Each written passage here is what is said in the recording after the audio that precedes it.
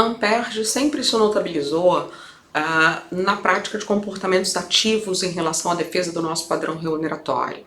Desde antes da política de subsídio, quando a negociação era realizada na Alerj, com o Poder Executivo Estadual, a associação sempre teve um comportamento bastante importante nesse processo, atuando em parceria com a Procuradoria-Geral.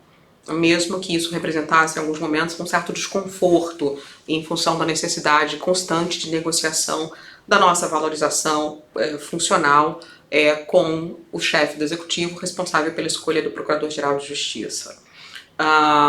Com a implantação da política do subsídio, essa negociação sai da esfera estadual, né, e nós alcançamos a vinculação do nosso padrão remuneratório ao subsídio dos ministros do Supremo. Acontece que o subsídio do ministro Supremo é o teto do serviço público, é o teto remuneratório do serviço público, e qualquer aumento provoca um efeito cascata na folha de pagamento de pessoal ativo e inativo, tanto da União quanto dos demais entes federados. Daí porque a União tem frequentemente adotado o comportamento de não conferir o reajuste anual do subsídio do ministro Supremo para recomposição de perdas inflacionárias que vem se acumulando com muita frequência, né? Esse é um debate que está colocado no Supremo Tribunal Federal hoje, em função da tramitação de uma ADI, que tem o objetivo de tornar obrigatória a aplicação dessa cláusula do reajuste anual, que não representa aumento, mas recomposição de perdas inflacionárias. A ação trata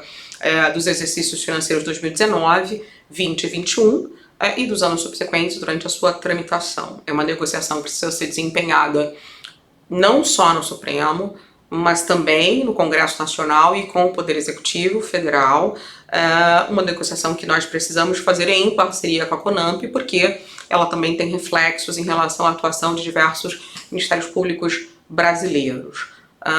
Nesse ponto, eu gostaria de discutir com vocês a importância de que a gente afaste a ideia de que a capacidade de negociação é algo que foi conferido apenas a alguns de nós, dos quais nós não possamos prescindir. A capacidade de negociação é da essência da atuação de um promotor e de um procurador de justiça, na medida em que nos foi conferida a proteção da sociedade, e ela não é um bloco monolítico, ela é composta por grupos que possuem interesses contrapostos. Tudo o que a gente faz é negociar entre a garantia dos direitos de um e de outro grupo. A gente faz isso quando celebra ataques, a gente faz isso quando fala na homologação de acordos em audiências individuais. Então é importante que a gente entenda que a capacidade de negociação está em cada um de nós e que nós temos condições de realizar isso em quaisquer instâncias, né? 20 anos de carreira, atuação em centro de apoio operacional, frequência constante na Alerj em função disso, também em relação a órgãos do governo federal, me conferem a capacidade de promover essa negociação em nosso nome. Por outro lado, também tramitam no Supremo Tribunal Federal outras ações diretas de inconstitucionalidade que tratam da análise da constitucionalidade de diversos nossos benefícios, né? Essa é uma questão complexa na medida em que o subsídio é uma política de remuneração em parcela única, né? A gente tem a nossa lei orgânica estadual questionada no Supremo, normalmente por ações propostas pela Procuradoria-Geral da República, mais leis orgânicas estaduais de outros MPs, e todas essas decisões prolatadas aqui e ali vão acabar sendo adotadas em caráter geral pelo CNMP. Nessa discussão, eu queria destacar a importância de que a gente considerasse o fato de que temos atuado de modo muito passivo em relação a ataques que são desferidos contra a instituição em função de uma elaboração discursiva que é sempre construída em detrimento do Ministério Público brasileiro, né? Mas a gente pega essa elaboração discursiva e leva para casa e fica com ela. Não devolve um contra-argumento, não devolve uma outra elaboração discursiva que traga para o cenário a ideia do quão injusto é esse processo, né? Não houve outras carreiras da República, outras profissionais que tenham entregado tanto à República Brasileira. Juízes, promotores, desembargadores e procuradores entregaram para a Federação Brasileira parte da sua capacidade eleitoral. Nós não podemos ser votados E a capacidade eleitoral é a base do status de cidadão. O conceito de cidadão surge daí, da capacidade eleitoral, depois se amplia para o gozo de direitos sociais. Mas nós abdicamos de parte da nossa capacidade eleitoral. Para quê? Para sermos valorizados. Não é? Para negociarmos a nossa valorização com mais tranquilidade que outras carreiras que não entregaram tanto.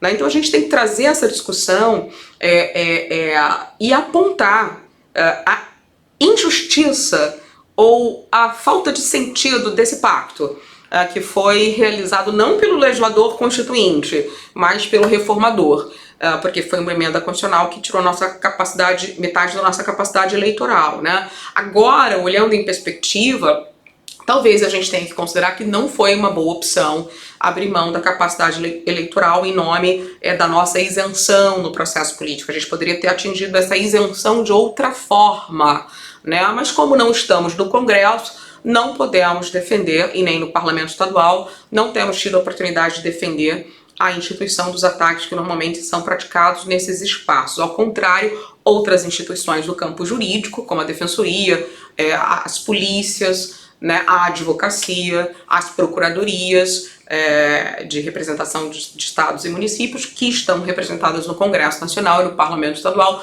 têm obtido frequentemente vitórias legislativas que acabam avançando ou ameaçando o exercício das nossas atribuições. E aí, nesse ponto, eu queria falar de previdência social, né? Tem sido uma elaboração discursiva comum, aquela que imputa ao servidor público, qualquer que ele seja, responsabilidade pela insustentabilidade financeira dos regimes próprios de previdência social, porque os servidores públicos são sempre pessoas privilegiadas, que ganham enormes salários, né, e que se locupletam do Estado em detrimento do cidadão comum.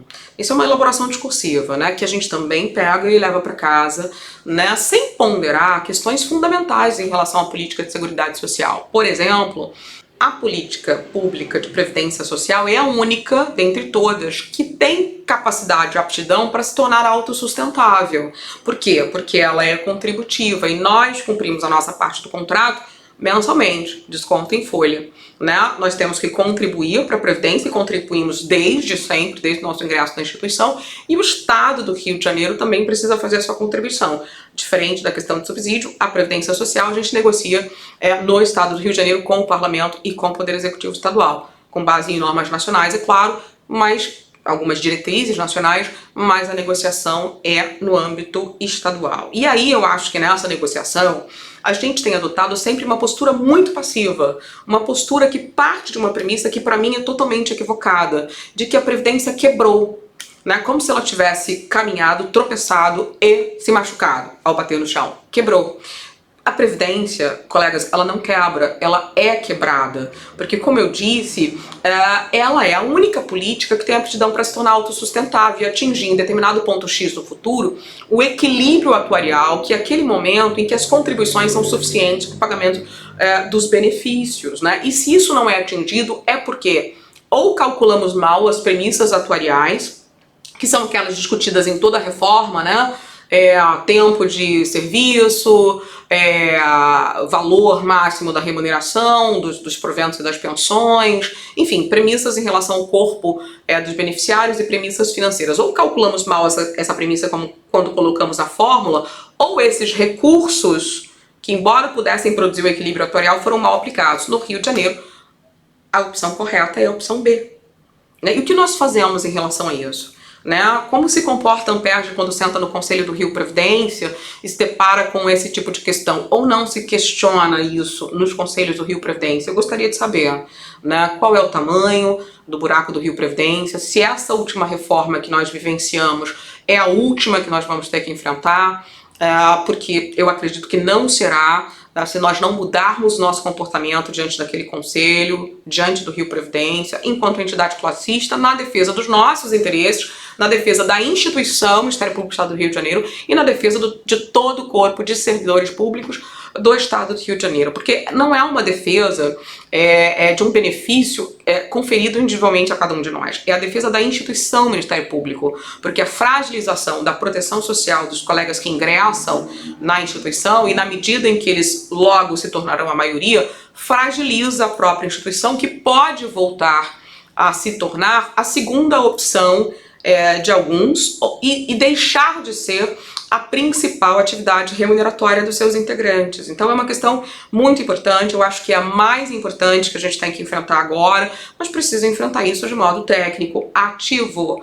Onde quer que o Ministério Público esteja, nós somos fiscais e precisamos atuar tecnicamente, não politicamente. Então estar no Conselho do Rio Previdência nos oportuniza a possibilidade de questionar as escolhas do Estado e de trazer à Procuradoria-Geral informações sobre quais foram os atos que levaram a Previdência ao estado de insuficiência financeira, porque, como eu disse, ela não quebra, ela é sempre quebrada. E, colegas, isso não vai parar de acontecer se o Ministério Público não tomar posicionamento ativo diante desse problema.